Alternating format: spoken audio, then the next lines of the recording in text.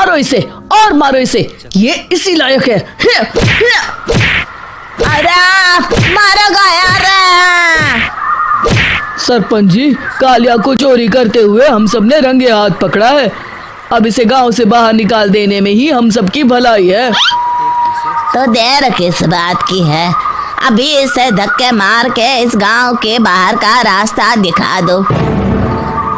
अरे सरपंच ऐसा मत करिए, मुझे एक मौका और दीजिए, मैं दोबारा कभी चोरी नहीं करूंगा।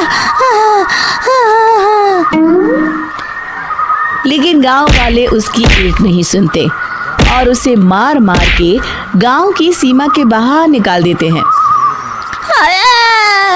मेरी कमर दर्द के मारे मेरी जान निकली जा रही है।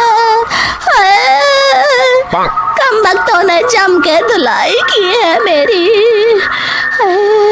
अरे भगवान करे इनके गांव में भूचाल आ जाए, धरती फट जाए और सब गांव वाले उसमें समा जाए।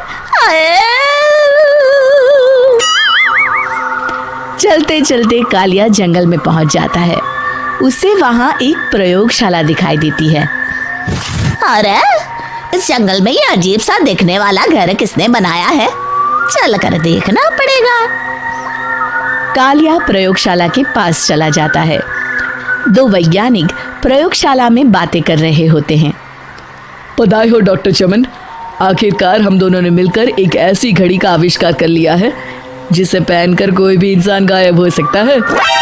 हाँ हाँ, तुमने बिल्कुल सही कहा डॉक्टर जर्माटो।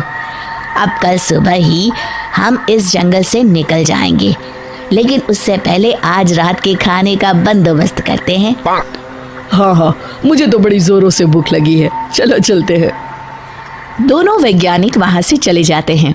उनके जाते ही कालिया प्रयोगशाला में दाखिल होता है।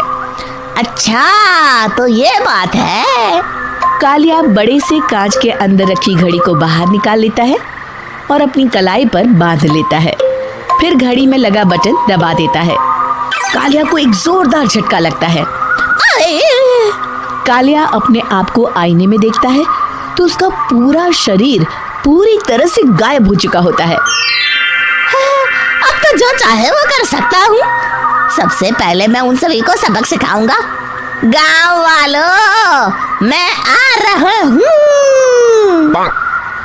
कालिया गांव की ओर चल पड़ता है। थोड़ी देर के बाद दोनों वैज्ञानिक वहां आते हैं।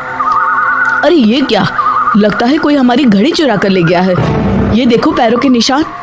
अब क्या होगा, अगर वो घड़ी किसी गलत हाथों में पड़ गई तो अनर्थ हो जाएगा।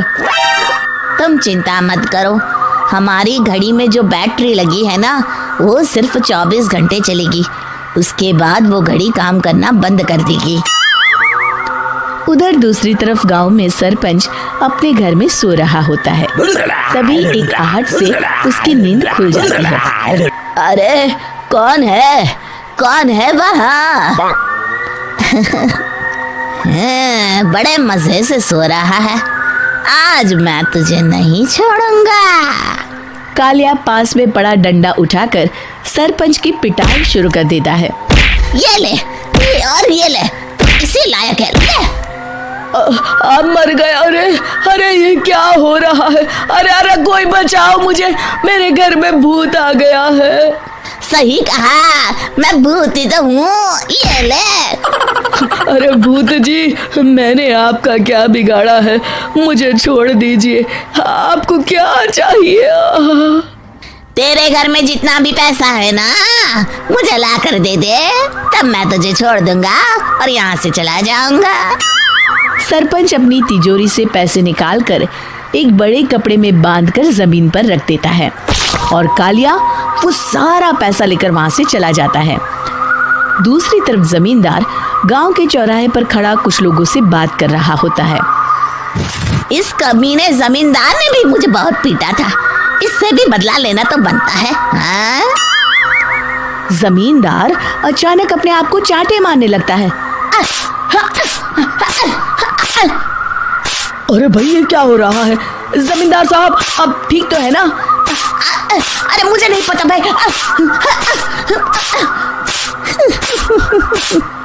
अरे मर गए रे, ये तो पक्का किसी भूत प्रेत का काम है। जमींदार के अंदर कोई भूत आ गया है, इससे पहले कि ये हमारे अंदर आ जाए। मनोहर भाई, अपनी जान बचानी है तो भागो यहाँ से। ये क्या? अरे बाप रे बाप, मुझे तो भूतों से बड़ा डर लगता है। मैं तो चला यहाँ से।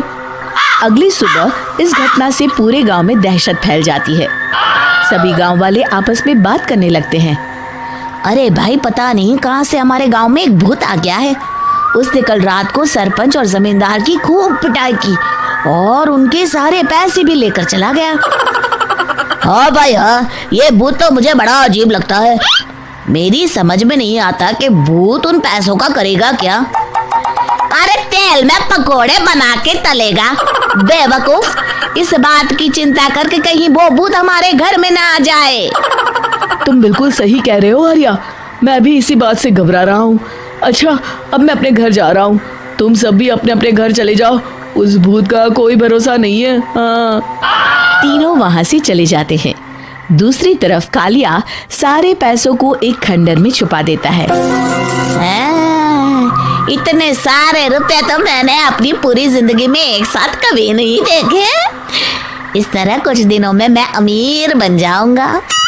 आज मैं उस मोटे बब्बन को अपना शिकार बनाऊंगा। सुना है दहेज में बहुत सारे पैसे और गहने मिले हैं उसे।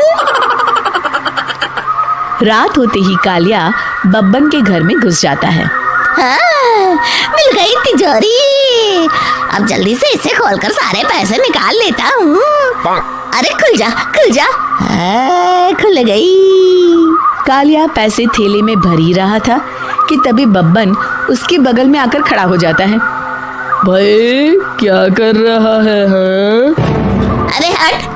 अरे तेरी इतनी हिम्मत, मैं तेरे सामने खड़ा हूँ और तू फिर भी मेरी तिजोरी से पैसे चुरा रहा है।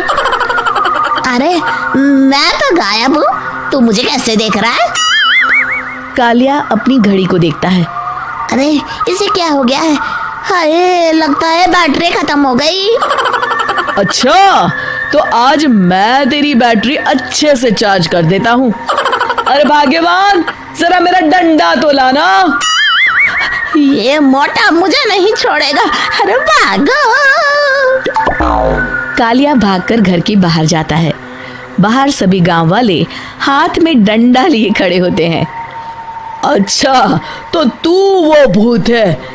मुझे माफ कर दीजिए सरपंच जी, मैं आपके और जमींदार जी के सारे पैसे लौटा दूंगा और आज ही हमेशा के लिए ये गांव छोड़कर चला जाऊंगा।